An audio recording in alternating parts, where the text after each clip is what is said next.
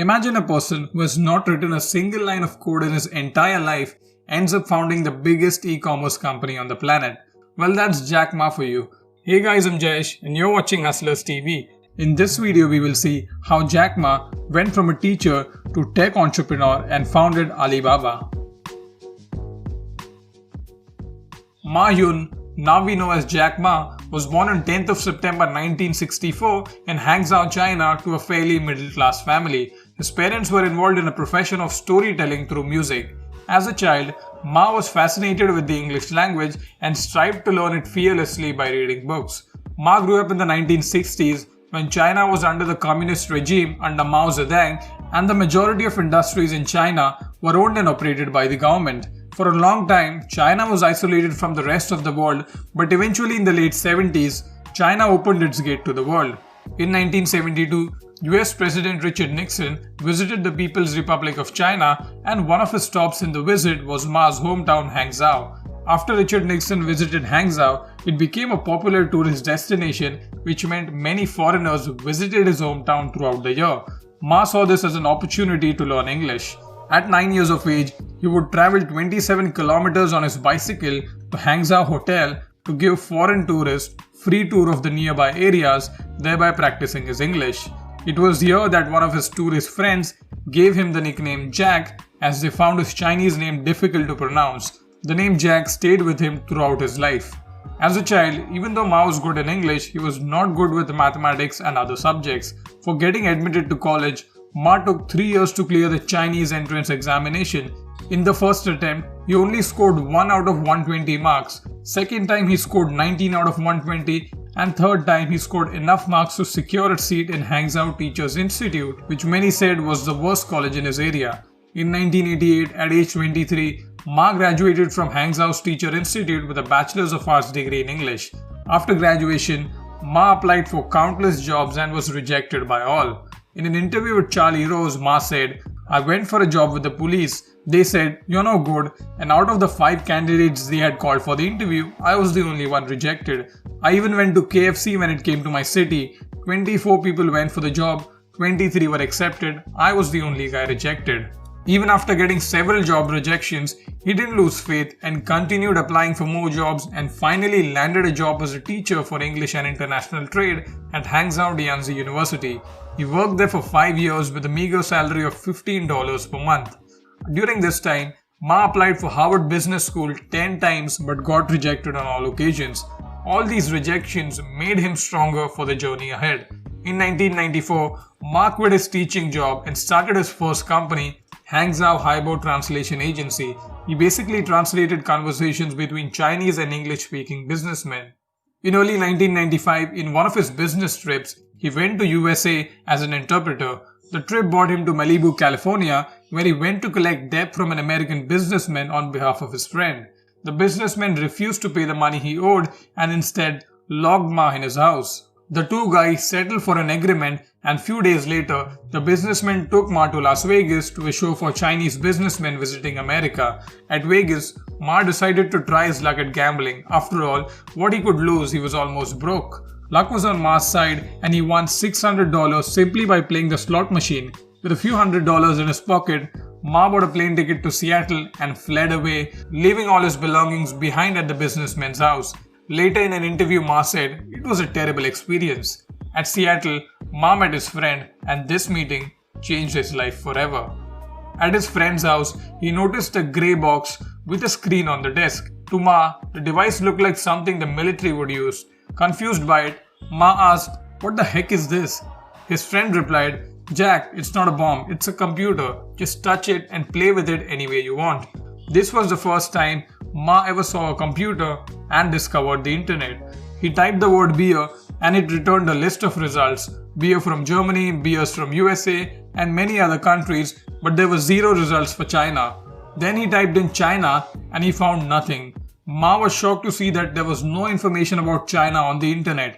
In 1995, internet was a new thing. Very few people in the world understood the internet, but Ma sensed this as a big opportunity. He believed this internet thing was going to change the world.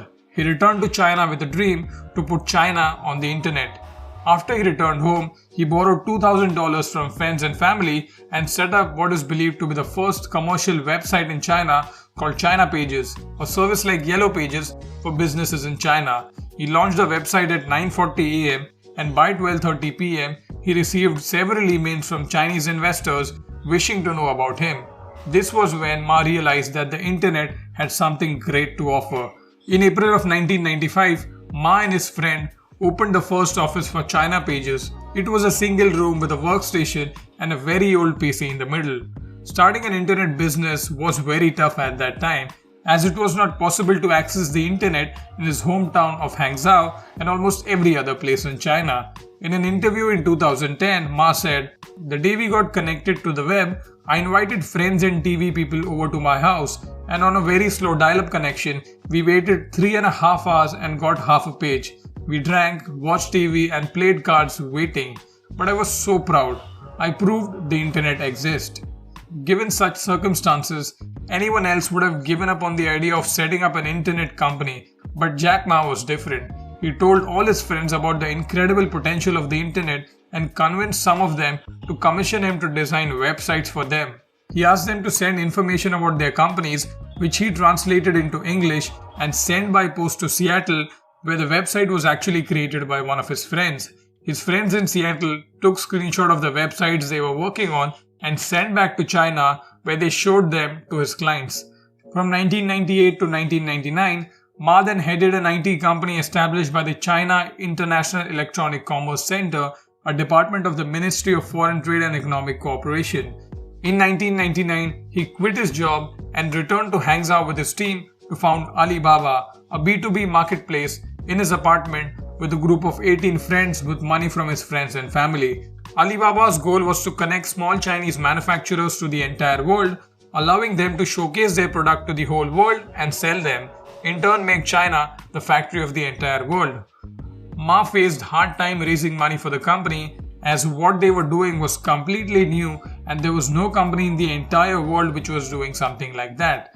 Luckily, the same year in October, Alibaba managed to raise $5 million from a group of investors, and in January of 2000, Alibaba raised another $20 million from an investor group led by Masayoshi Son, CEO of SoftBank. The first 3 years were very tough for the company.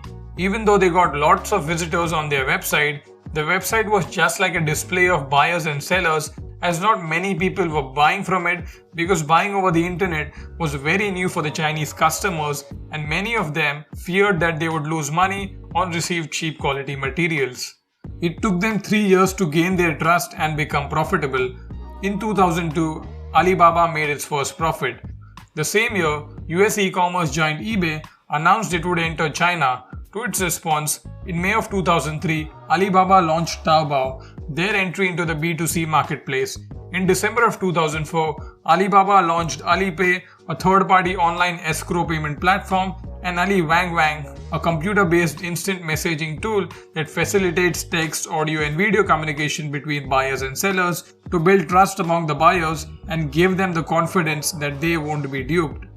The customer-centric approach and always putting them first helped them, and sales skyrocketed. In 2006, eBay, which entered the Chinese market as a dominant player, left China defeated. This left the entire market ready for Taobao's picking, which they grabbed with both hands. eBay played one last trick and offered to purchase Taobao for $1 billion, but Ma turned down the offer and instead joined hands with Yahoo co-founder Jerry Yang, who invested $1 billion in Taobao for a 40% stake in the company.